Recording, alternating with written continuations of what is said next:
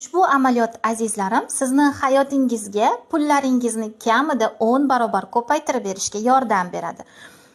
Har kuni uxlashdan oldin hamma uyingizda mavjud bo'lgan pullarni to'playsiz. U qanaqa kupyura bo'lishidan qat'iy nazar hammasini to'playsiz, faqat sanamang va uxlayotgan yostig'ingizni tagiga pullarni qo'yib yotasiz.